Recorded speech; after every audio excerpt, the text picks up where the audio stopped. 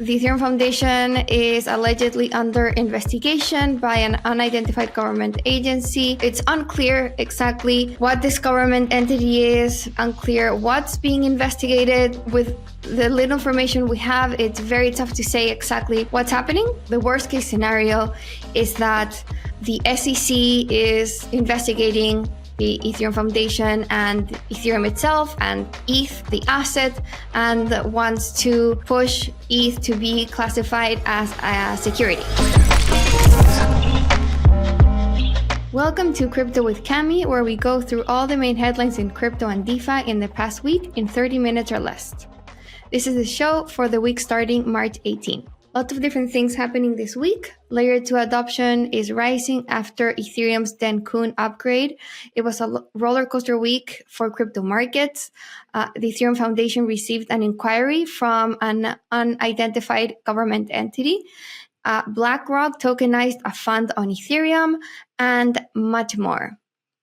So first headlines that we'll be going over is that Ethereum's highly anticipated March 13 Dencun fork has bolstered layer 2 adoption, with active addresses and transaction volume both trending near an all-time high according to L2 Beats. So here we can see a spike in total value locked on layer 2s after the Dencun upgrade, and this is because the main consequence of this upgrade was to lower layer 2 cost. So according to L2Beat, combined daily layer 2 throughput had its second highest level on record at roughly 136 transactions per second, March 16, just a few days after Dencun's execution. And then data from Grow the Pie, another great layer 2 data tracking website, shows that weekly transaction count increased by 100%, so doubled on Arbitrum, it more than doubled on Optimism, Base, and Starknet as well. Grow the Pie also shows increases in the number of active addresses across all those networks. So this is all why, like I mentioned before, layer 2 networks that support EIP 4844 are enjoying massive scalability gains following this upgrade. So Dune Analytics shows just a drastic drop from transaction fees on all the leading networks. So here we see how right after the upgrade, median transaction fees and transaction costs in ETH dropped across Arbitrum, Optimism, CK Sora, and Base. Though we have seen this spike in Base fees recently, and that's because there's been a meme coin frenzy with bots just pushing through transactions and not minding cost very much. So, this shows that even though Dencun was a massive improvement for layer 2s, it doesn't mean that, there can still be congestion when there's a lot of activity around specific chains. And speaking of transaction fees on Solana spiked by 1,000% since January. And that's also driven by the meme coin frenzy that's pushing Solana to start receiving many times more revenue, protocol revenue, than it did just a couple of months ago. So here we see how fees spiked to a record of almost 5 million daily on March 17, with the protocol itself receiving 2.5 million in revenue that day. And that's compared to, just 1 month ago, 1 month prior, on, say, February 19, fees were at 300K. That's compared, again, to 5 million on March 17. Then fees and revenue have dropped slightly, but still in the multi-million-dollar range for daily fees and revenue. So again, this is showing just increased activity around meme coin trading. It's another sign that the market is heating up, that traders are becoming more bullish and willing to take on more risk. Next headline is just the market roller coaster that happened this week. So we ended the week on a higher note with markets rallying back. But early this week, the market started with a sell-off from last week's highs, and that's because we have been seeing net outflows from Bitcoin ETFs for the past 4 days, including Friday. Friday, Thursday, Wednesday, Tuesday outflows almost all week. That's the first time that's happened since the spot Bitcoin ETFs were approved. So that means less buying pressure from institutions, and just, the signal that makes for the rest of the market, caused traders to take a bit of a profit. Now, while Bitcoin and ETH dropped at the beginning of the week, we saw layer ones rally. They were outperforming, I should say, non-Ethereum, non-Bitcoin, some would call them alt layer ones, were outperforming this week. So Solana, Aptos, and Phantom, also Sui, were some of the best performers this week. So maybe there was a bit of rotation, traders thinking, Bitcoin and ETH have rallied far enough, I guess, in the past couple of weeks. And so taking some profit of the biggest cryptocurrencies and then putting some chips on some of the other layer ones. So if we look at the 7-day performance, we see Phantom, Sui, Stacks, that's the layer 2 on top of Bitcoin, but here Aptos, Tron, ICP, and Avalanche, some of the layer ones that are outperforming in the past week. So adding to some of the market jitters together with ETF outflows, there was also the Fed decision this week to maintain rates stable, so there was no rate cut. It was widely expected, but still, the market has been long ready for the Fed to start cutting rates and easing policy. So, all those things caused a bit of volatility in crypto markets, spurred, some profit taking. So this news didn't help things. Apparently, the Ethereum Foundation received an inquiry from an unidentified government entity. CoinDesk reported this first. The Ethereum Foundation is allegedly under investigation by an unidentified government agency. And this is speculation from the fact that on the Ethereum GitHub, there was a commit dated February 26 that removed a warrant canary, which is used by organizations typically wary of government surveillance to assure users that there have been no secret legal requests. So there was a note that read, "We have received a voluntary inquiry from a state authority that included a requirement for confidentiality." So that's something that was added to the Ethereum GitHub in February 26. It had gone unnoticed until this week. So, it's unclear exactly what this government entity is, unclear if it's a US entity, unclear what's being investigated. So this request for information,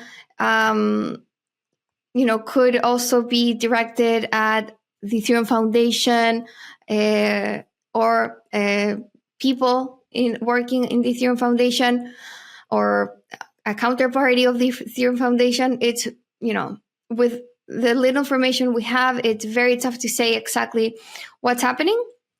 But of course, the worst case scenario is that the SEC is investigating the Ethereum Foundation and Ethereum itself and ETH, the asset, and wants to push ETH to be classified as a security. That's kind of the overarching worry that the market has around,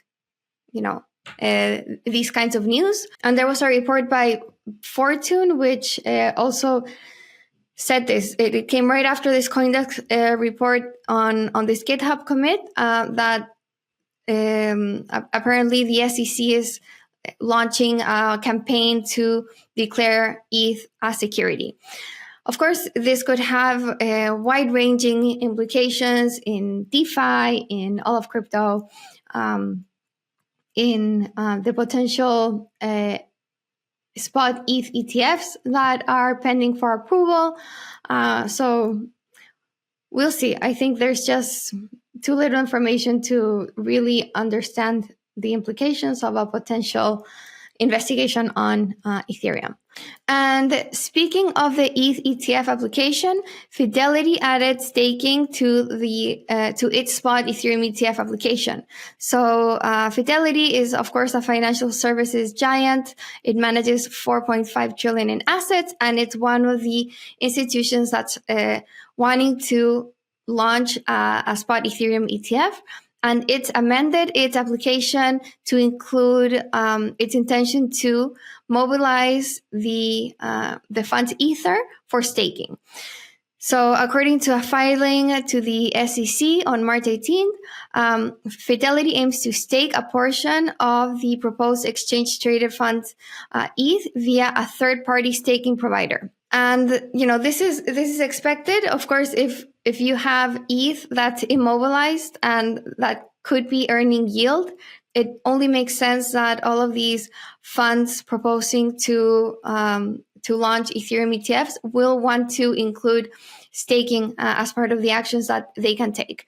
It was unclear in the filing if those staking rewards would be passed over to holders of the ETF, because there was a section that says that the fund would retain certain network rewards of Ether tokens, which may be treated as income to the fund as compensation for services provided. So from there, it sounds like Fidelity itself would keep the staking rewards, which would not be good news for the ETF holders, but TBD whether that's the case.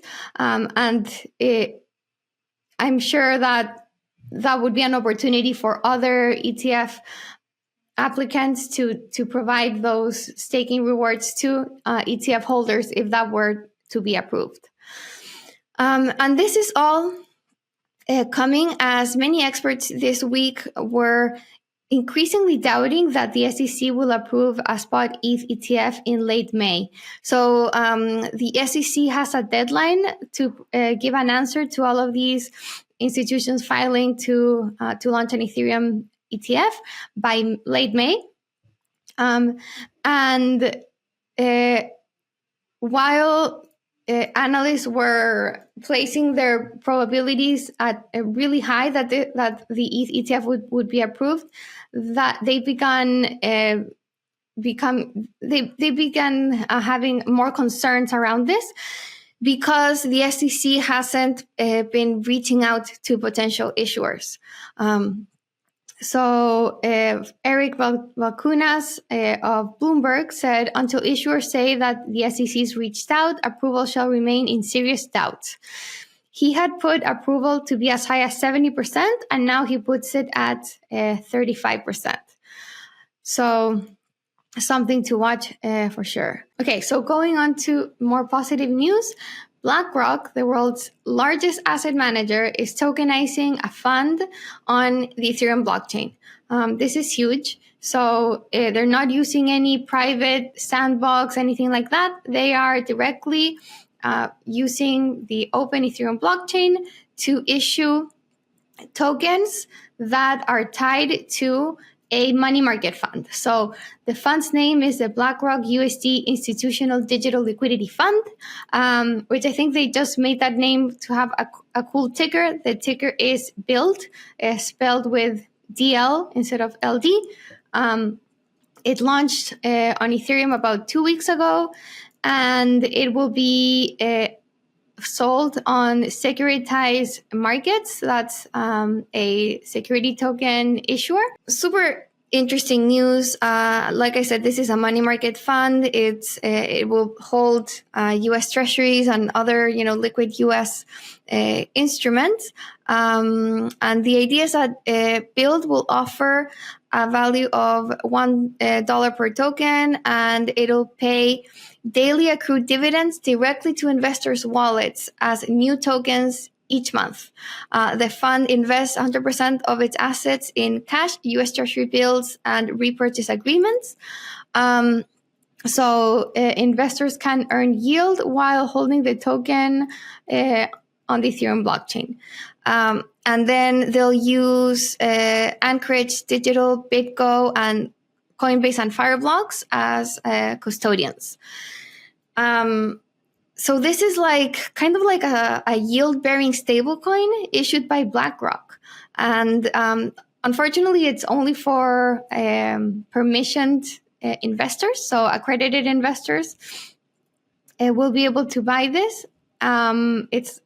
It's not open to everyone, but still a huge step for the world's biggest asset manager to be tokenizing a fund like this on a yield-bearing stablecoin on Ethereum. So huge news, and good to see that we are seeing more than meme coins being developed right now in this bull market. Also, another institution testing blockchain technology, doing things with blockchain, is Nomura. Nomura is the giant Japan-based bank, and its subsidiary, Laser Digital, is testing USDC transfers with Keyring Network, a startup that just announced a fundraise, by the way. But so Keyring has facilitated the transfer of a wrapped version of USDC for Laser Digital. So, a sign that, Nomura is also looking to use blockchain tech for its transfers and transactions. Now, moving on to DeFi, Thorchain is, still, continues to explode. We reported, I think last week, that its transactions were spiking. Now loans being taken out on Thorchain also spiked with weekly flows of 100 million. That's because traders are being enticed by zero interest loans after Thorchain increased its collateral limit. So there is now 120 million in ETH and Bitcoin collateral on the protocol, compared with 36 million before the cap was lifted. This is a super interesting protocol. It, like I mentioned, has zero interest loans. It exchanges collateral for its own token, for its Rune token. There is a lot of risk there. But yeah, it's beginning to look like another comeback story. As you might remember, Thorchain has suffered a string of exploits and downtime. But lately, it really does seem to be picking up and attracting new users who are willing to trust that it has put all those, exploit and attacks behind it. Now, moving on to more meme coin frenzy news. This was a really crazy story. The Solana-based meme coin SLERF accidentally burned $10 million. So the team messed up, and they had $10 million put away by liquidity provided from initial investors for their airdrop, and they just burned that money. They said, "We're sorry, we messed up, but there's nothing we can do." And even after that, people were still willing to buy the token.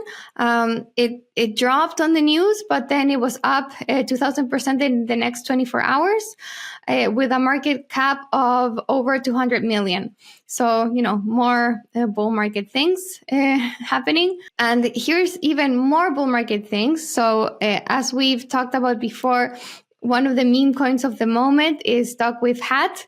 Another Solana-based meme coin. It's this adorable Shiba Inu. I'm not sure if it's a Shiba Inu actually, but anyways, a really cute dog with a wool hat. And we reported that holders raised money to put this meme on the Las Vegas Sphere, etc. Well, now the original photo, like the owners of the dog put the original photo up as an NFT. And this photo was sold for 1.2 ETH, or around $4 million. The winner of, because this spurred like this bidding match, and the winner of the winning bid was crypto trader Gigantic Rebirth GCR, who was very prominent in the last bull market as they predicted the collapse of Terra, and they won a 10 million bet with Do Kwon. And yeah, they were one of the most profitable traders of the last bull market, and they've come back to buy this NFT. I'm really unsure if they're actually going to see a return and be able to sell this for more than $4 million. It's pretty crazy. And then finally, we have this really interesting feature on how crypto is getting political. It's on how this year is becoming key in order for crypto to be able to build political muscle in Washington, D.C. There is advocacy and lobby towards defeating the anti-crypto army led by Elizabeth Warren. There are a few of very, fervent anti-crypto politicians and Congress people. And so there's this lobby group that is looking to unseat them. Really recommend reading this story. It goes over what the political landscape looks like in terms of anti and pro-crypto stances in the US, who those candidates are. So yeah, encourage you to take a look. And that's it for this week. There was tons going on. There will be more going on next week. So hope to see you in the next Crypto with Cami. Hit like and subscribe and recommend. Thanks so much and have a great weekend.